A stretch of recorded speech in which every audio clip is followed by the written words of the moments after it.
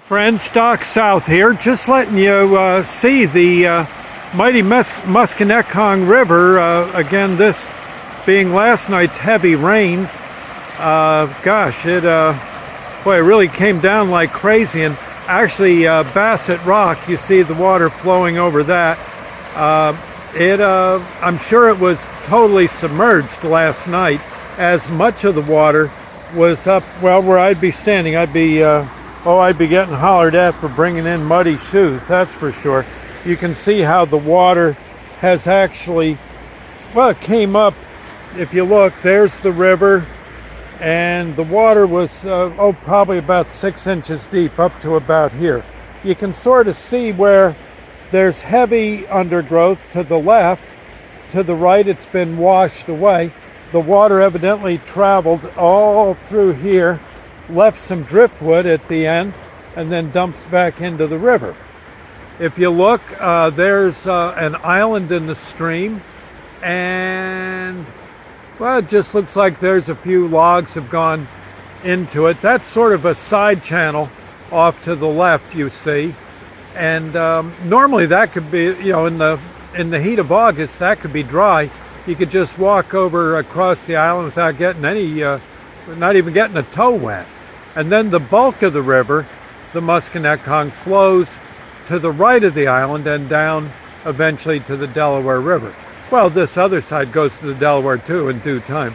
It's just sort of but look at how that water's just boogieing, huh?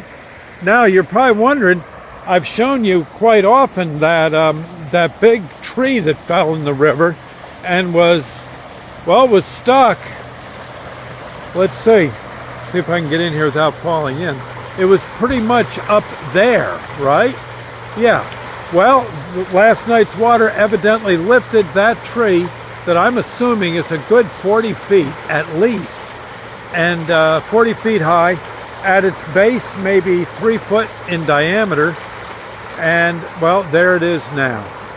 It got moved, I'd say, from the very edge of the screen on your right, all the way at least 10, maybe 15 feet.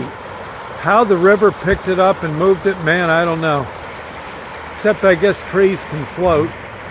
But man, that thing's got all sorts of limbs to it and everything. There had to be a lot of force to push that baby. That's all I can say. Still, that tree does look kind of sinister, doesn't it? I don't know if you can do a close-up on it or not, but that thing just still, to me, looks like some big long snake with his mouth open looking for a tender morsel, so long as it isn't moi. But again, as you see, that tree now surveys downstream.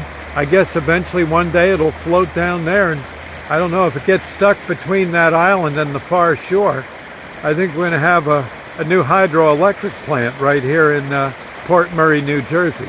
Anyway, Doc South, webcasting live from the shores of the mighty Muskie. We'll see you later. Thank you, friends, and God bless.